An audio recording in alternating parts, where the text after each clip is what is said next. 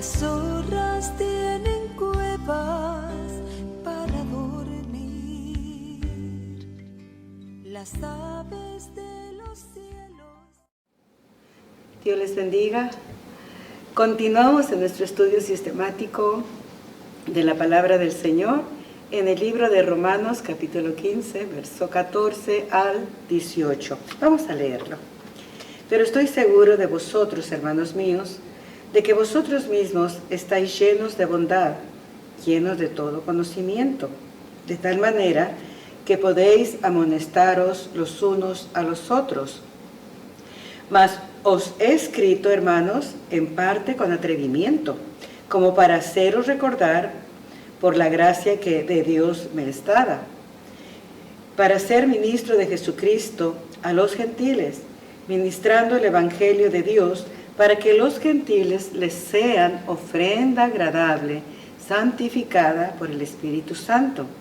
Tengo, pues, de qué gloriarme en Cristo Jesús, en lo que a Dios se refiere, porque no osaría hablar sino de lo que Cristo ha hecho por medio de mí, para la obediencia de los gentiles, con la palabra y con las obras. En estos versos vamos a ver el perfil del apóstol Pablo. Un poco antes de finalizar la carta a los romanos, a quien él espera visitarlos pronto, Pablo nos revela su carácter. Lo primero que vamos a ver es a Pablo como un hombre de tacto. No se presenta con ninguna reprensión, no está molesto con los hermanos, solo les recuerda lo que ellos saben y les aconseja que estén listos para servir al Señor y a sus semejantes. Pablo no está pensando en la criatura presente, en todas sus debilidades, defectos e imperfecciones, sino en lo que ellos vendrán a hacer. El escultor Miguel Ángel, cuando tallaba un pedazo de bloque de mármol, decía que él quería liberar un ángel de ese pedazo de piedra. Así era Pablo. No quería criticar para desanimar, hablaba con sinceridad y hasta con severidad, pero siempre con el deseo de ayudar al hombre a hacer lo que podía llegar a ser, aunque todavía no había llegado. En otras palabras, el apóstol Pablo les escribió animándoles a hacer lo que ya sabían que era correcto hacer. Eso fue exactamente lo que el Señor Jesús hace con nosotros. Nos llama santos, o sea, separados, aunque todavía quizás solo se vea un pedazo de tosco de mármol. Jesús llamó a Pedro piedra, cuando era un hombre tan inestable, impetuoso y falto de tacto, pero lo llamó como si ya fuera un hombre a quien le podía confiar la dirección de la iglesia naciente, o sea, la iglesia primitiva en Jerusalén.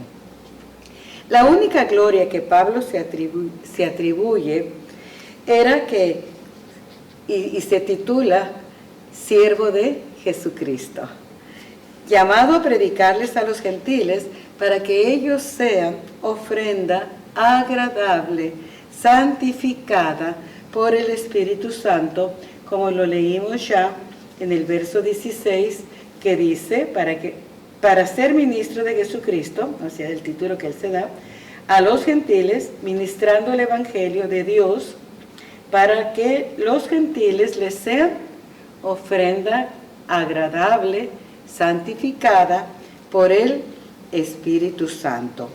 Pablo no solo les predicaba de la salvación, sino que también los instruía los instruía acerca de vivir delante de Dios para que los gentiles fueran esta ofrenda agradable, santificada por el Espíritu Santo. En el verso 16, él usa una palabra que está lleno de lenguaje sacerdotal. Dice que él sirve como un sacerdote, para que de esa misma manera los gentiles convertidos puedan ser un sacerdocio agradable a Dios.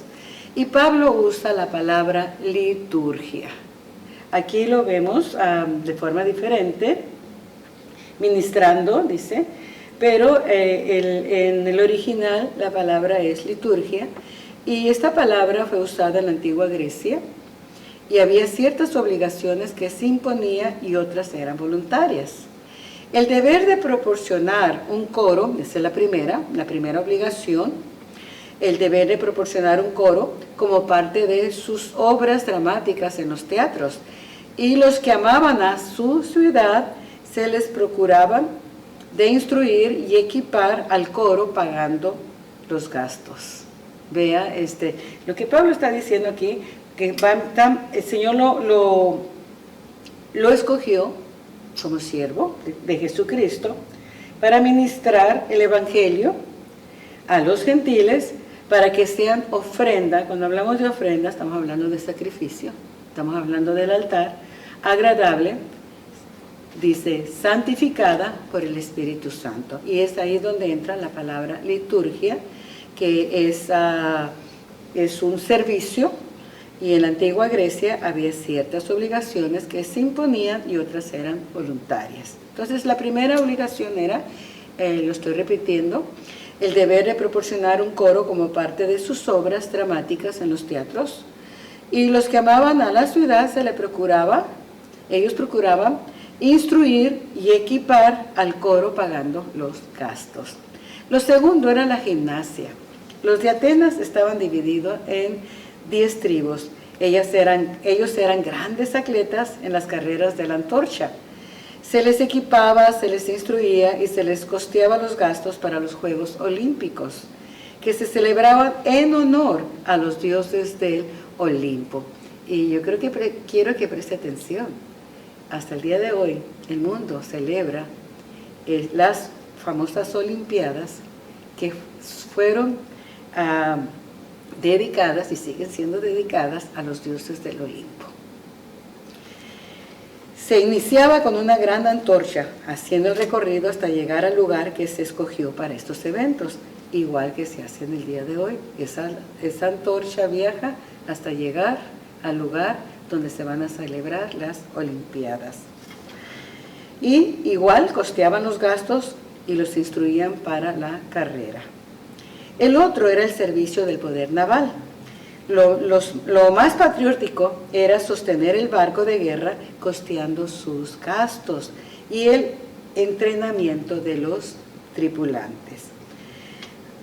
La palabra liturgia se llegó a usar para cualquier clase de servicio. Más tarde se reservó especialmente para el culto y el servicio de los dioses en los templos en Grecia. En la actualidad, la palabra liturgia siempre conserva el matiz de un servicio generoso.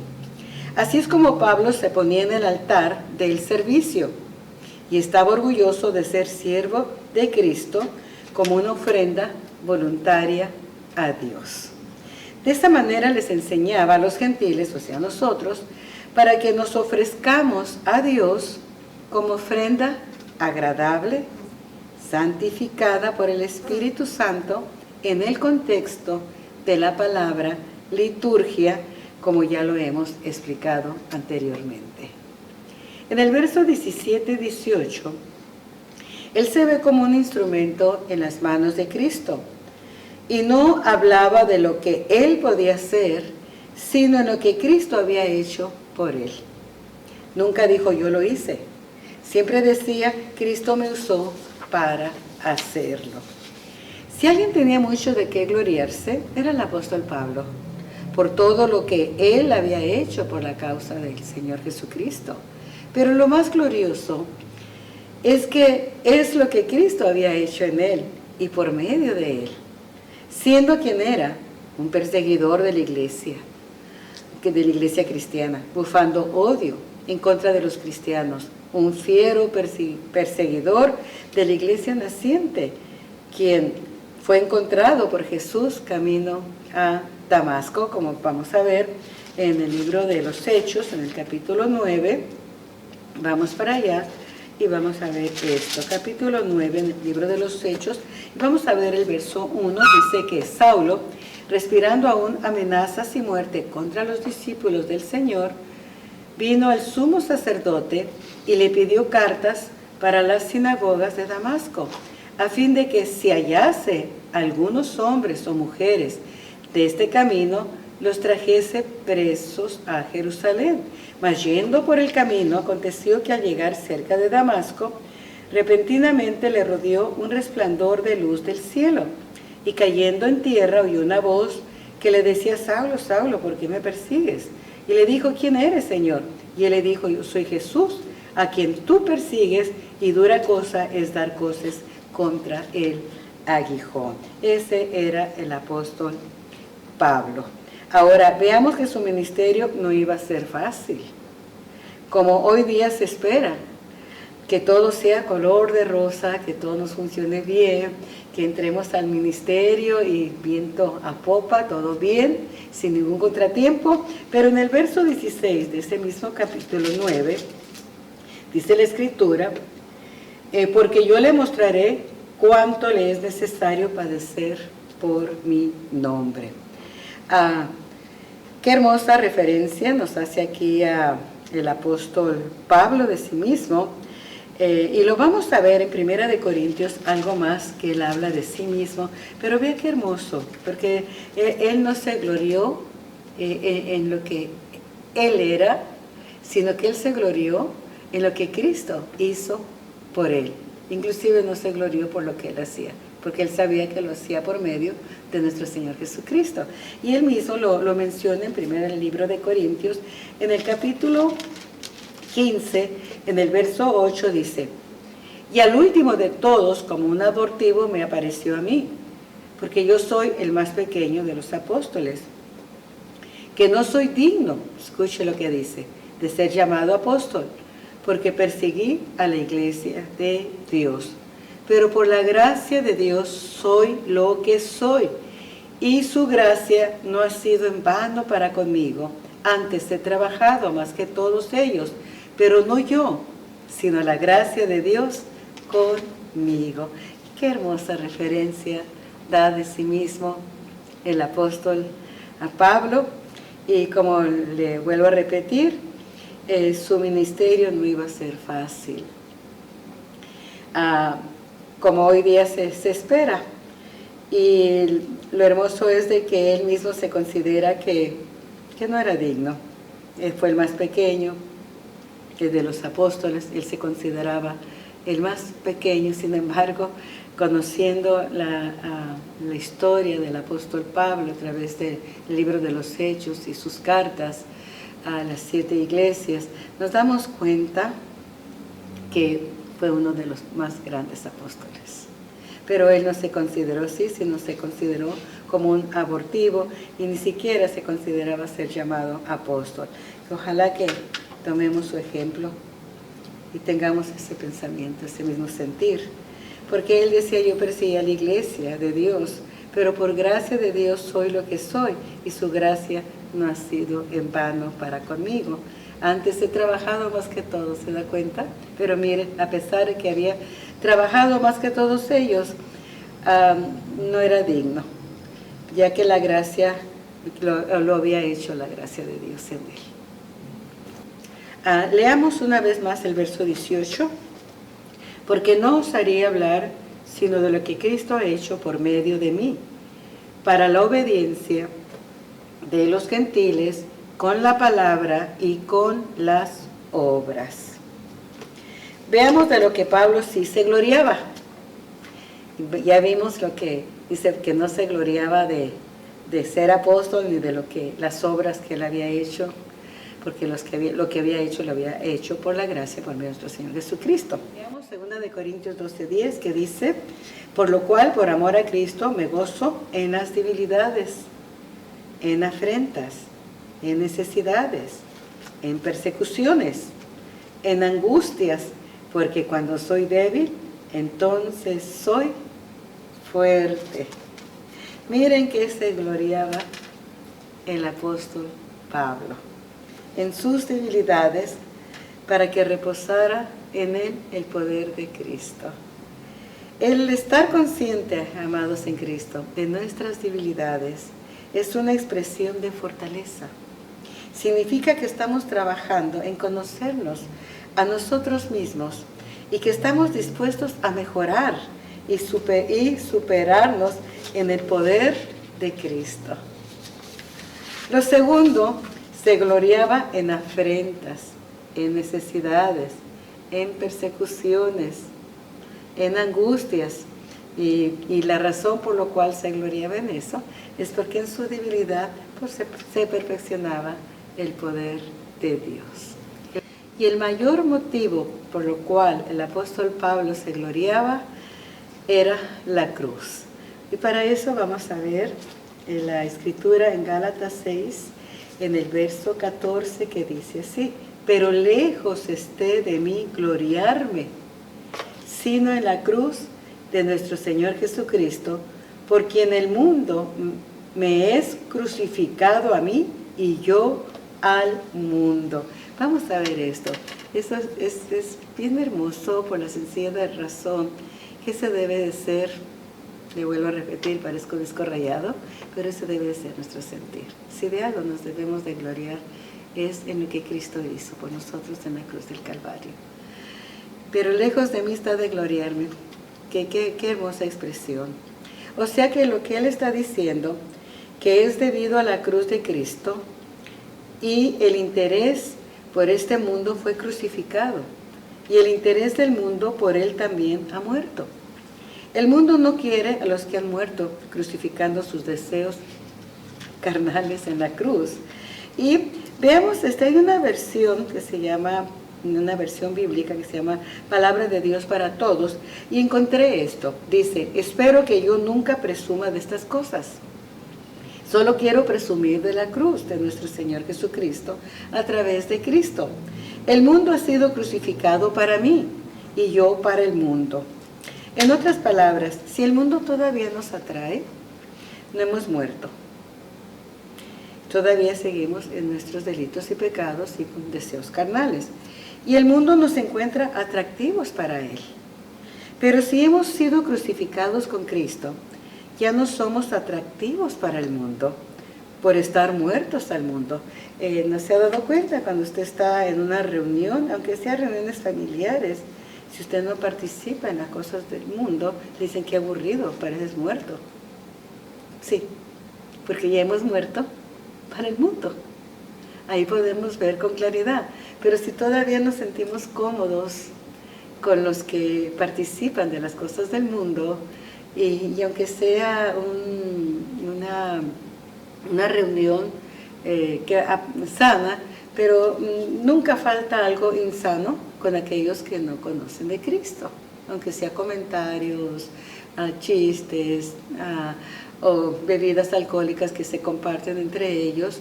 Pero cuando usted ya ha muerto, y yo he muerto para el mundo, y el mundo no nos acepta y nos rechaza.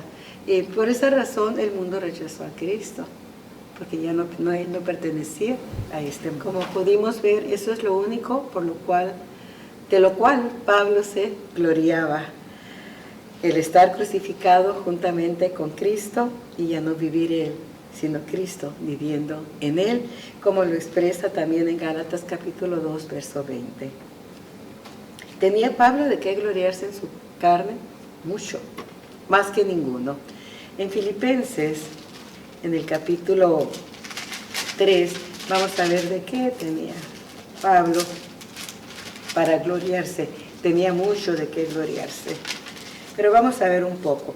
Capítulo 3, verso 4 dice: aunque yo tengo también de qué confiar en la carne, si alguno piensa que tiene de qué confiar en la carne, yo más. O sea, con eso ya se introduce que si él se quería gloriar en la carne, tenía mucho, más que ninguno. Circuncidado al 8º día del linaje de Israel, de la tribu de Benjamín, hebreo de hebreos, en cuanto a la ley fariseo, en cuanto a celo perseguidor de la iglesia, en cuanto a la justicia que en la ley irreprensible. Pero cuantas cosas eran para mí ganancia, las he estimado como pérdidas, por amor de Cristo. Y ciertamente aún estimo todas las cosas como pérdida por la excelencia del conocimiento de Cristo Jesús, mi Señor, por amor del cual lo he perdido todo y lo tengo por basura para ganar a Cristo. Aquí se oye muy suave la palabra basura, pero él lo tenía por estiércol. No considera que ya lo había alcanzado todo y sigue diciendo, no es que lo haya alcanzado todo, sino que él proseguía. Ahora veamos esto. Ya que él no se consideró jamás perfecto, sino que sigue adelante por ver si logro hacer aquello por lo cual fui también asido por Cristo. ¿Qué es lo que Pablo nos está diciendo aquí? No quiero decir que yo ya lo haya conseguido todo, eso es lo que él nos está diciendo, ni que ya sea perfecto, pero sigo adelante, hacia la meta, trabajando, tratando de alcanzar esa meta, pues esa es la razón por la cual Jesucristo me alcanzó a mí. Ahora, la razón por la que Cristo nos alcanzó es para que lleguemos a la meta. ¿Y cuál es la meta? Llegar a ser como Cristo. Termino con Efesios, capítulo 4, en el verso 13, que dice así: hasta que todos lleguemos a la unidad de la fe y al conocimiento del Hijo de Dios, a un varón perfecto, a la medida de la estatura de la plenitud de Cristo. Hasta que todos, escuche esto, lleguemos a la unidad de la fe y del conocimiento del Hijo de Dios, a un varón perfecto, a la medida de la estatura de la plenitud. Plenitud es estar lleno, completo, terminado. Su obra terminada en nosotros es cuando seamos llenos de Cristo, llenos de su amor, llenos de su bondad y misericordia, llenos de todo lo que Él es. Ninguno hemos alcanzado esa estatura, ni aún el apóstol Pablo, con todo lo que sabemos de Él, con la gracia desbordante que Dios le dio, suficiente para que Él pudiera desarrollar su ministerio. Él no había alcanzado la estatura, todavía no había llegado a la meta, todavía se aferraba para conseguirlo. Y cuanto más nosotros, amados en Cristo, no hemos alcanzado esta estatura. Esa es la razón por la cual cada uno de nosotros proseguimos aferrados a Cristo hasta que lleguemos a esa meta. El saber que no lo hemos alcanzado todo debe de mantenernos en la posición correcta de humildad, como lo hace el apóstol Pablo al decir, no es que yo lo he hecho, es que Cristo lo hace en nosotros y lo hace por medio de nosotros para la obediencia de los gentiles con la palabra y con las obras. Como lo vemos, estas palabras sobresalientes en el verso 18, en Romanos, el capítulo 15, donde estamos, que sobresalen tres palabras, amados en Cristo. Sobresale la palabra obediencia y la obediencia, sobresale la palabra y sobresale las obras. Que Dios trate con nuestros corazones y sepamos reconocer nuestras debilidades para que el poder de Dios opere en nosotros. El orgullo no nos permite reconocer nuestras debilidades y como consecuencia, el orgulloso será siempre un enano, sin alcanzar la estatura del varón perfecto de Dios, engañándose a sí mismo creyendo que ya lo ha alcanzado todo y que ya lo sabe todo. Tendríamos que decirle a esta persona, saqueo, baja del sicómoro y entrará la revelación de Cristo a tu vida y serás lleno de la plenitud de Cristo. Que su gracia sea suficiente para cada uno de nosotros, amados, y continuemos esa carrera hacia la meta, para ser encontrados a la semejanza de Cristo Jesús.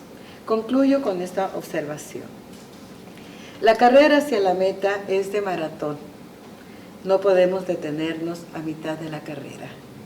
Necesitamos correrla con gozo. Recuerda que la palabra liturgia incluía coro y se preparaba un coro Esa carrera tenemos que correrla no quejándonos, sino con gozo.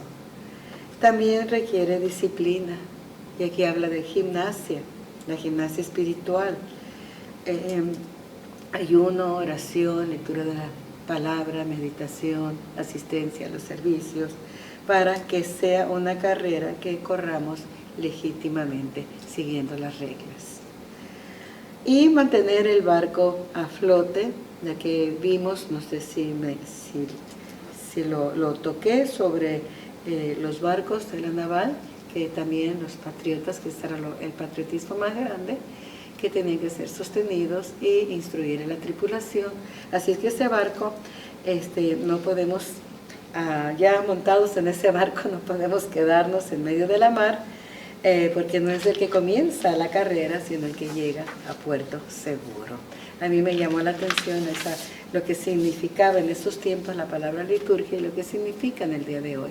Es ponernos en nuestra totalidad en el altar del sacrificio, como ofrenda agradable al Señor. Les aseguro, amados en Cristo, que llegaremos. Estando convencidos o persuadidos de esto, dice el apóstol Pablo, que el que comenzó en nosotros la buena obra, la perfeccionará hasta el día de Jesucristo. ¿Cuál es el día de Jesucristo? El día del Señor Jesucristo es hasta su venida. Por lo tanto, amados, que nuestro corazón se aliente con esta promesa que se encuentra en Filipenses capítulo 1, verso 6. Y a Él siempre, amados en Cristo, tengamos cuidado de darle siempre el honor y toda la gloria. Si algo somos, porque sí somos, pero en Él sigue siendo la gloria para Él. Él en su misericordia nos escogió con un propósito, para que seamos de luz a este mundo y para que acabemos nuestra carrera con gozo, y la acabemos legítimamente y la acabemos hasta llegar a la meta. Ya escuchamos, ya dijimos que la meta es llegar a la plenitud de Cristo Jesús, estar llenos del conocimiento de Él y llenos de todo lo que Él es. Dios te bendiga.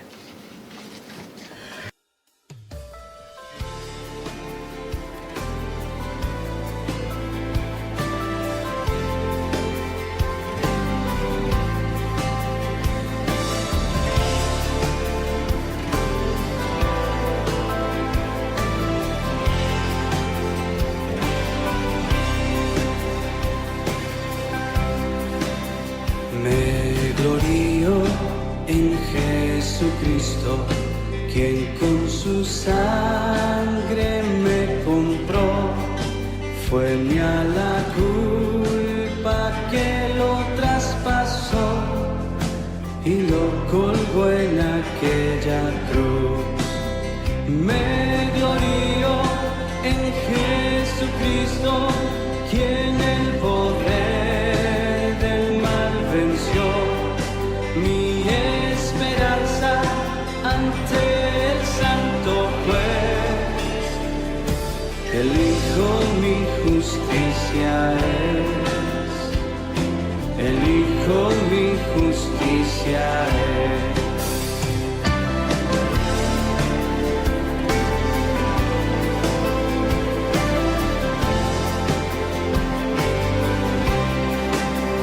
Me glorío en Jesucristo, su amor me dio, mi vida es Él.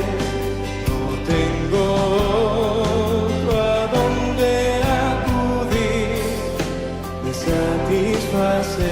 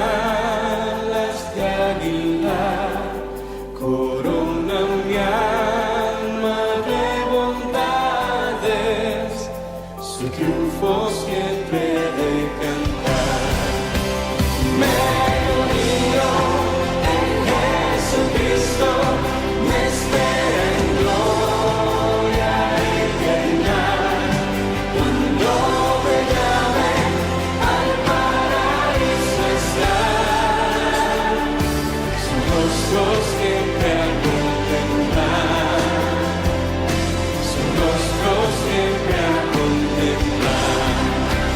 Me glorío en Jesucristo, me espera en gloria eterna.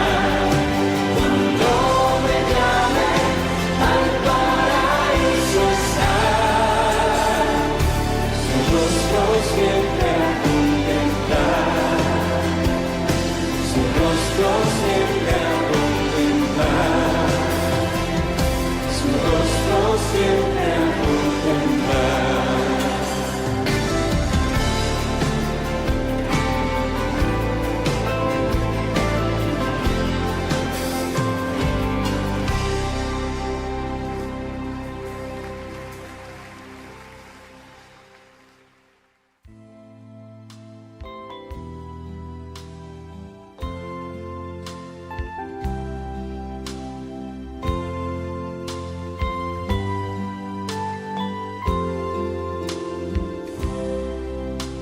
Las zorras tienen cuevas para dormir, las aves de los cielos tienen nidos, mas